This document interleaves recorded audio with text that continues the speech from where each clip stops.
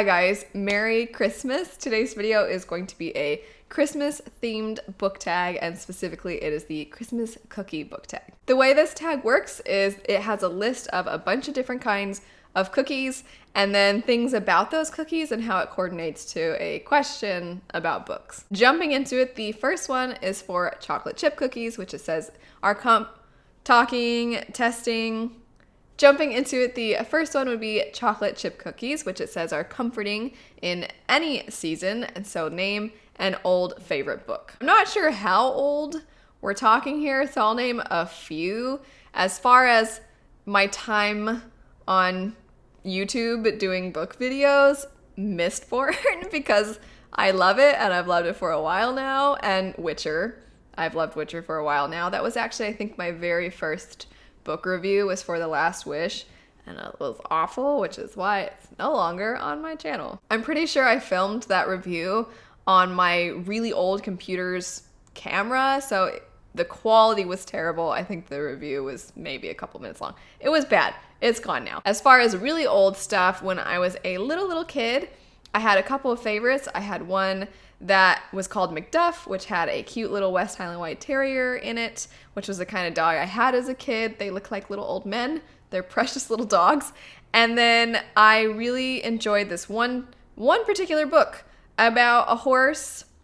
And I mean, should I spoil it? I mean, it's a kid's book, so I don't think any of you are gonna care. But if you really don't want spoilers, I'll put spoilers up here and then you'll know when it's over. But the horse, I'm pretty sure it dies. It's a little baby horse, and its mom is constantly like, don't go over near the waterfall because it's slippery over there. And the horse is like, okay, mom, I won't.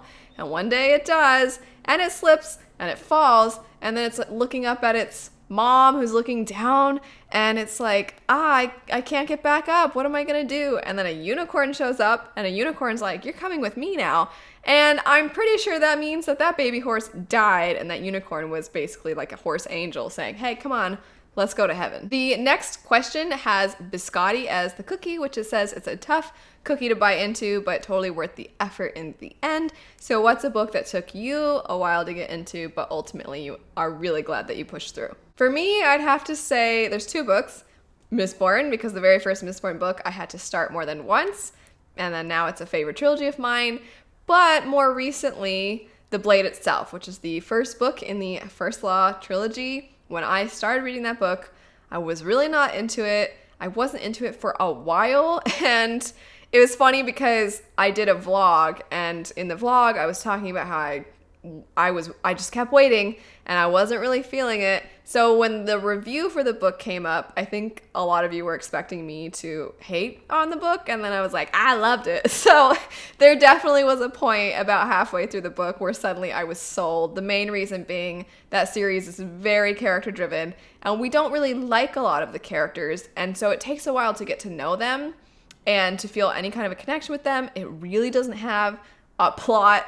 So I think that once I did start to care about the characters, then I really enjoyed it. The next question has to do with sugar cookies, which it says come in all shapes and sizes, so name a diverse book recommendation. This is kind of difficult because there's so many different things that fall into the category of diverse, but I'm gonna go with one that's kind of, I feel like, cheating because everybody says it.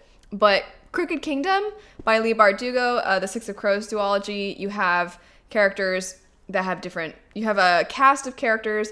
A lot of them look different, and they don't just look different, but they also have different cultures, which I think was really cool to see explored. You also have characters with different sexual orientations, different body types, so you got a lot of the check boxes, so to speak. Also, I'd like to say Kaladin in the Stormlight Archive books, such a good, I hate to say this, it sounds really morbid, but it's such a good depiction of depression. So I feel like Kaladin's depression for mental health.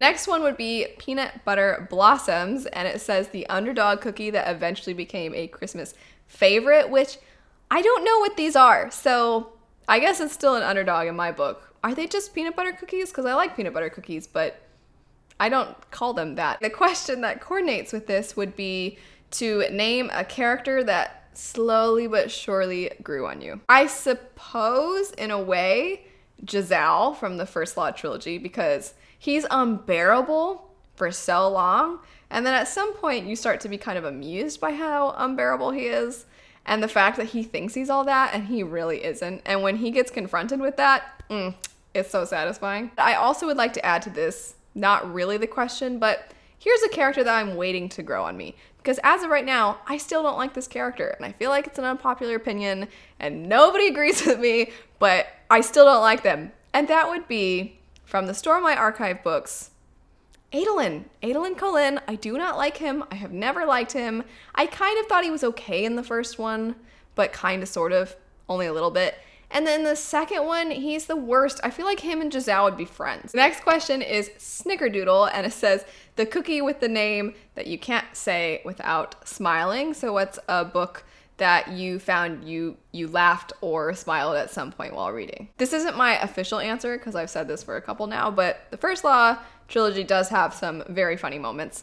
But I'm gonna have to say The Arc of the Scythe trilogy by Neil Shusterman. It's a series that follows a futuristic form of our own world, but death is basically non-existent anymore now because we have conquered death. The only threat to mankind is overpopulation, so to solve this problem, they have a group of people called Scythes who go around and kill people. It's a very morbid premise, but often with such premises come really funny, morbid jokes. And I like a lot of those kinds of jokes. I also like that kind of humor. So a lot of moments in that trilogy that I definitely laughed at. The next question says the fruitcake cookie, the cake that should never have become a cookie. And so what's a book that you really could just do without? I don't know if this means a book that I've read that I don't want anything to do with anymore, or if it's a series that I'm just not interested in at all. I don't like being negative, but I don't really have an interest in reading Berserk.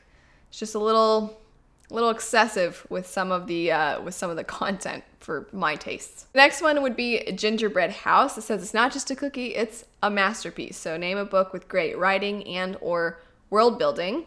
And I'm actually gonna say something I feel like is kind of unpopular. While I think that Store My Archive, people always are like, oh my gosh, the world building in Store My Archive is amazing, which I do think that it's amazing. But there are times in Store My Archive where it's almost so much that I don't care sometimes a little bit. I found that in Warbreaker and in Mistborn, the world building for a lot of it, you know what? We're gonna go with Warbreaker because as of right now, that book is a standalone, and having these characters go from where they're from to this other place, the culture is different, the way things look is so ingrained in their beliefs, and the way these two individuals who are experiencing all of this, just it plays into the story so well. It feels so organic and so natural. So Warbreaker. The next one says cookies specifically made for Santa. So name a book that you're planning on reading for the holidays, which it is the holidays now, so I don't know, whatever. Question number 9 just says cookie swap. So if you have a favorite cookie recipe that you want to share, you can do that, or what is your favorite holiday cookie, that kind of thing. I like most cookies. So just cookies in general, and the chocolate chip brand Nestle, their recipe on their chocolate chip bag, that is such a good recipe for cookies. I like to add a little bit more salt because I like my cookies to not be overwhelmingly sweet. And I sometimes will do that same recipe, but instead of putting in chocolate chips, I'll put in a bunch of peanut butter, and that's how I'll make peanut butter cookies, and so good. And lastly, we have a glass of milk to wash it all down. So name your favorite holiday drink. And I'm not really a holiday drink person because I don't really drink that many hot beverages. I guess hot chocolate is pretty good. Honestly, I don't drink a whole lot of different things. I like Coca-Cola, and there's always those cute polar bear commercials, but I feel like that doesn't count. Anyway, that's it for the Christmas cookie book tag. Merry Christmas again, and happy holidays to all of you. Thanks so much for watching. I hope you have a great rest of your day, and I'll see you all later.